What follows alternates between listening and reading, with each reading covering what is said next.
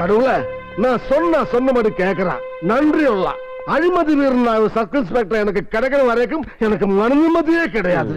പറഞ്ഞാൽ അനുസരിക്കണം, അഴിമതിക്കാരനാവണം, നന്ദി വേണം. അപ്പൊ 3 in 1. അങ്ങനെ ഒരാളുണ്ട് കേട്ടോ. സാറേ, സാറിന് ഓർമ്മയില്ലയോ 15 ലക്ഷം സാറിന് കൈക്കൂലി വന്നിട്ട് യൂണിഫോം മേടിച്ച ഒരു തന്നെ നമ്മുടെ മുണ്ടക്കയത്തെ തോട്ടത്തിന്റെ രജിസ്ട്രേഷൻ സമയത്ത് കാശ് തികയാതെ വന്നപ്പോ സാർ എന്നോട് പറഞ്ഞില്ലേ, ഏത് തെണ്ടിയെ പിടിച്ച് പോലീസാക്കിയാലും വേണ്ടില്ല, കാശ് എണ്ണി മേടിക്കണമെന്ന്. ചേട്ടാ, അന്ന് ഞാൻ കളത്തിലിറക്കിയ ആളുടെ സാർ അങ്ങ് മറന്നോ? താൻ ആളാരാണെന്ന് പറയൂ. ഗരുഡൻ. അയ്യോ, അത് അവന്റെ ഒരു ഇരട്ട പേരാ.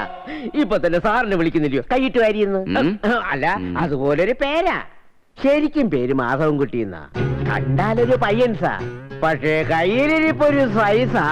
സർവീസിൽ കയറി 3 മാസം തികയുന്നതിന് മുമ്പ് കൈക്കൂലി കൊടുത്ത 15 ലക്ഷം അതിന്റെ പലിശയും മുതലാക്കിയ വിരുദൻ. അവൻ എന്തെങ്കിലും ഉന്നം വെച്ചാൽ അതവൻ റാഞ്ചിയിരിക്കും. അങ്ങനെ കിട്ടിയ പേരാ ഗരുഡ്, ഇൻസ്പെക്ടർ ഗരുഡ്.